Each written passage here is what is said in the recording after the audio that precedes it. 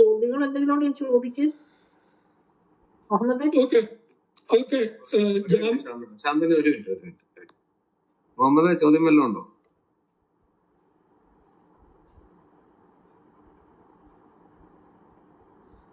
Muhammad ചോദ്യങ്ങളില്ല. Okay, ശരി. അങ്ങനെയാണെങ്കിൽ speakers പാനലിലേക്ക് കയറി വരുന്നത് തന്നെ നമുക്ക് ചോദ്യങ്ങളോ വിമർശനങ്ങളോ തർക്കങ്ങളോ എതിരഭിപ്രായങ്ങളോ പിന്തുണയോ ഒക്കെ ഉണ്ടെങ്കിൽ അതൊന്ന് സമർത്ഥിക്കാൻ വേണ്ടിയിട്ടാണ്. മുഹമ്മദ് സാഹിബ്, താങ്കൾക്ക് എന്തെങ്കിലും ചോദിക്കാനുണ്ടെങ്കിൽ ചോദിക്കൂ, അതല്ലെങ്കിൽ താഴെ പോയിരിക്കും.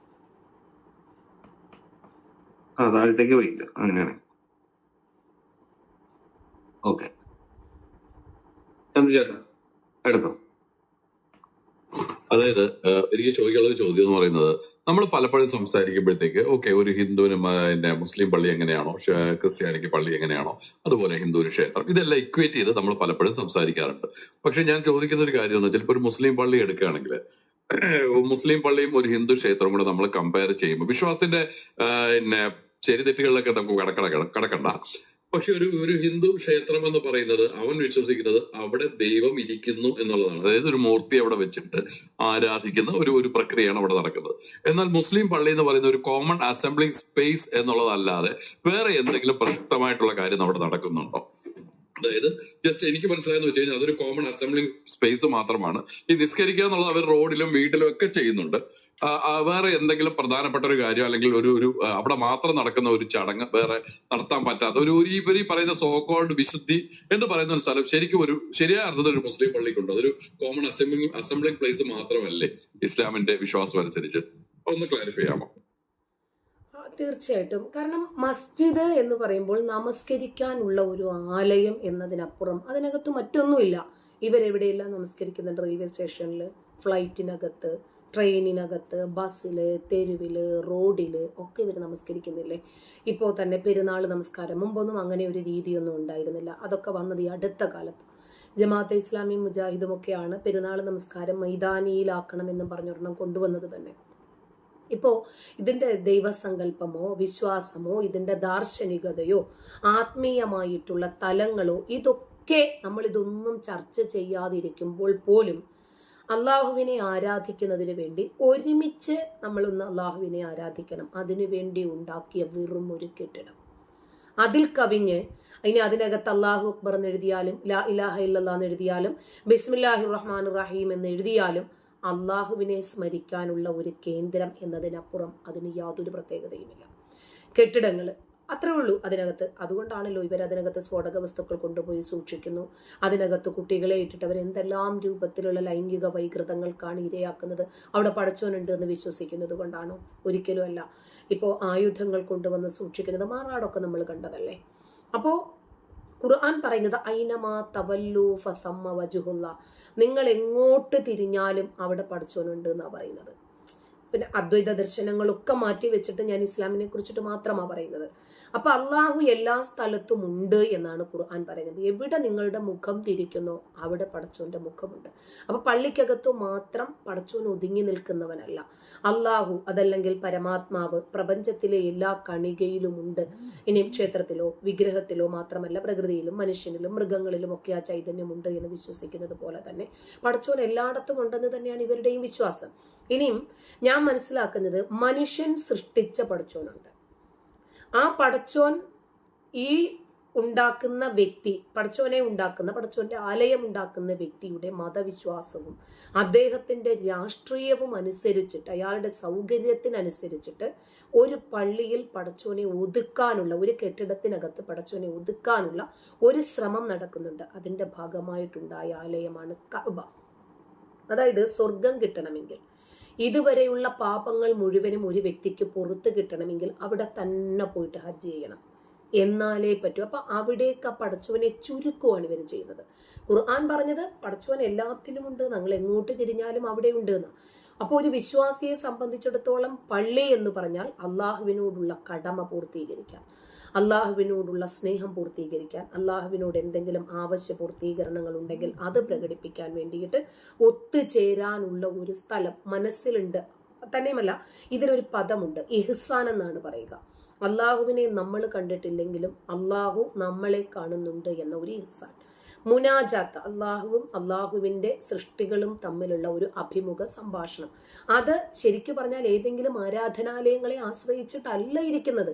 വീട്ടിനകത്ത് നമസ്കരിച്ചിരുന്നാലും ശരി, നമ്മളുടെ മനസ്സിലാണ് ഇതുള്ളത് എന്നാണ് ഇസ്ലാം മതവിശ്വാസം. ഓക്കെ,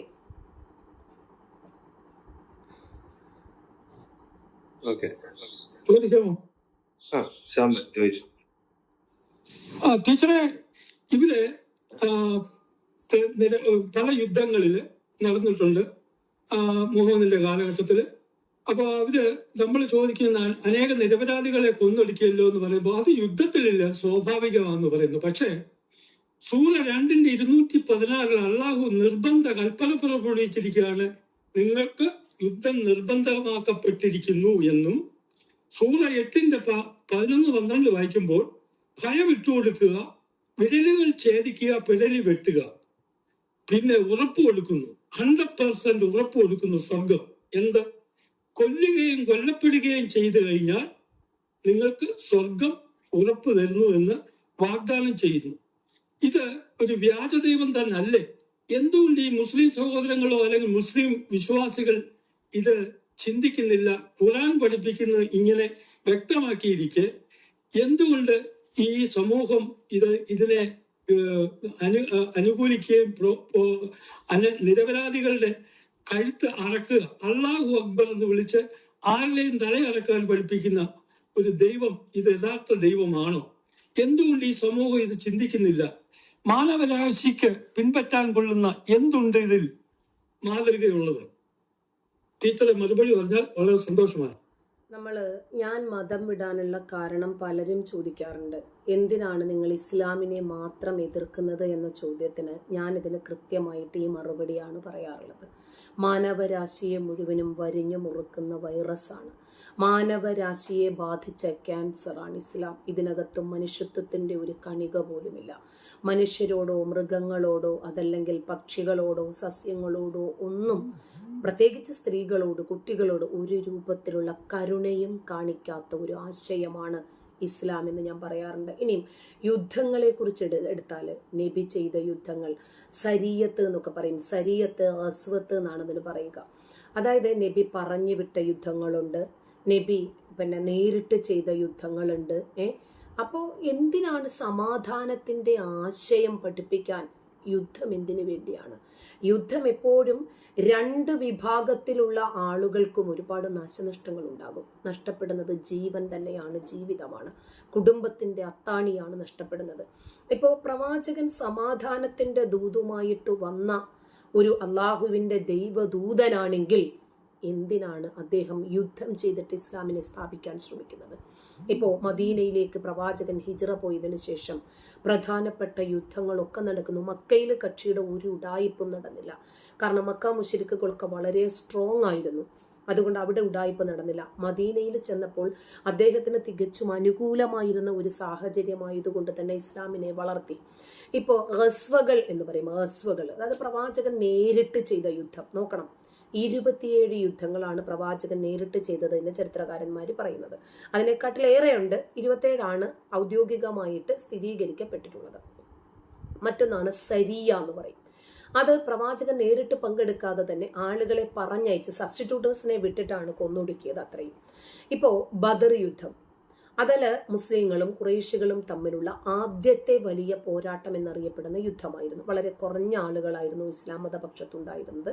മുസ്ലിങ്ങൾ വിജയിച്ച ഒരു യുദ്ധമായിരുന്നു ബദർ യുദ്ധം. ഇസ്ലാമിക ചരിത്രത്തിലെ നിർണായകമായ വഴിത്തിരിവാണിത്.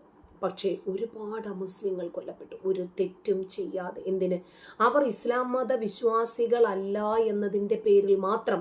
ഇങ്ങനെയാണോ കാരുണ്യത്തിൻ്റെ തിരുദൂതൻ സമൂഹത്തിൽ വന്ന് പ്രവർത്തിക്കേണ്ടത്? ലോക ജനങ്ങൾക്ക് മുഴുവനും ലോകാവസാനം വരെയുള്ള മാതൃകാ പുരുഷോത്തമനല്ലേ?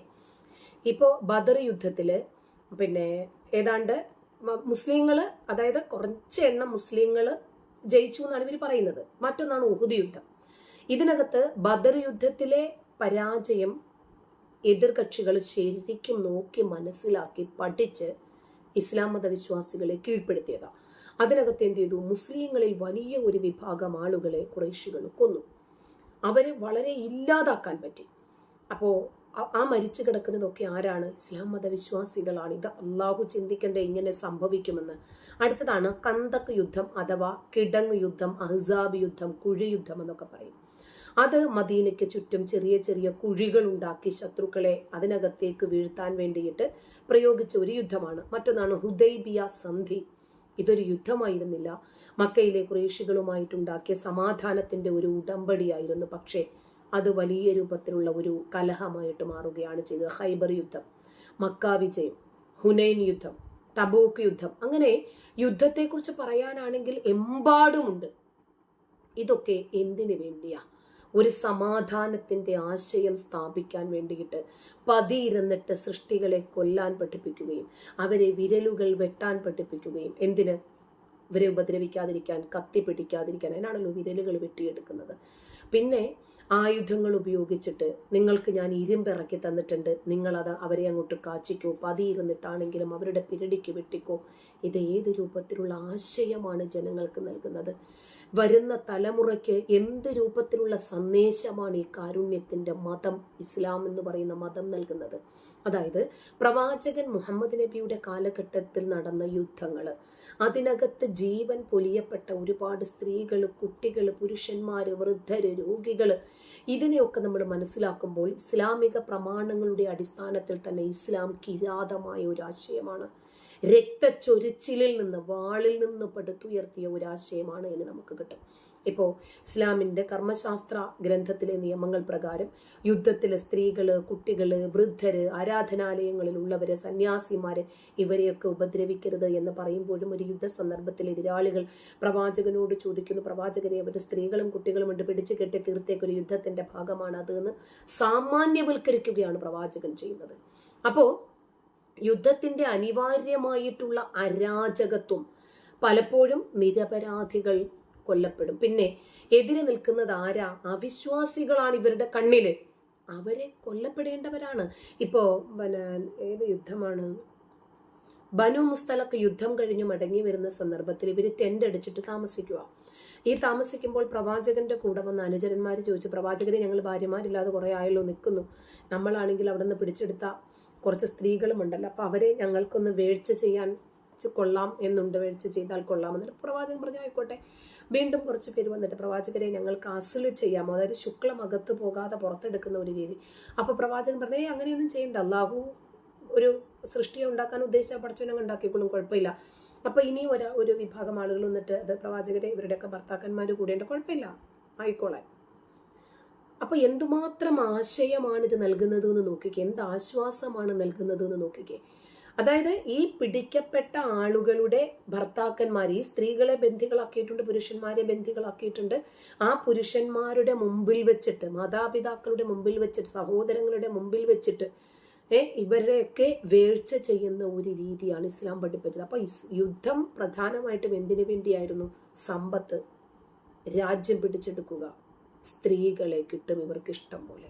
അപ്പൊ ചരിത്രത്തിലെ യുദ്ധവിവരങ്ങൾ പലപ്പോഴും ഒരുപാട് കാലഘട്ടത്തിന് ശേഷമാണ് എഴുതപ്പെട്ടത് എന്നതുകൊണ്ടാണ് ഇങ്ങനെയൊക്കെ ഇതിനകത്ത് വന്നിട്ടുള്ളത് എന്നാണ് ഇവർ പറയുന്നത്. അങ്ങനെയാണെങ്കിൽ ഖുർആനിലുള്ള യുദ്ധ സന്ദർഭങ്ങളോ അതും കൂടി ഇവർ പറയണമല്ലോ. അമുസ്ലിങ്ങളെ ഏത് രൂപത്തിലാണ് ഇല്ലാതാക്കേണ്ടത് എന്ന് ഖുർആൻ പഠിപ്പിക്കുന്നുണ്ട്. ഇപ്പോ ഒരു യുദ്ധത്തിൽ നിരപരാധികൾ കൊല്ലപ്പെടുന്നത് ഏതൊരു നാഗരിക സമൂഹത്തിലും അസ്വീകാര്യമാണ് എന്നതാണ് നമ്മൾ മനസ്സിലാക്കുന്നത്. അങ്ങനെയാണെങ്കിൽ ഇസ്ലാം ലോകത്തിന് വിഭാവനം ചെയ്യുന്ന കാരുണ്യം വെച്ചിട്ട് നോക്കുമ്പോൾ എത്രയെത്ര ജനങ്ങളാണ് കൊല്ലപ്പെടുന്നത്. പടച്ചോൻ വിചാരിച്ചാൽ ഇതൊക്കെ ഇല്ലാതാക്കാൻ പറ്റില്ലേ?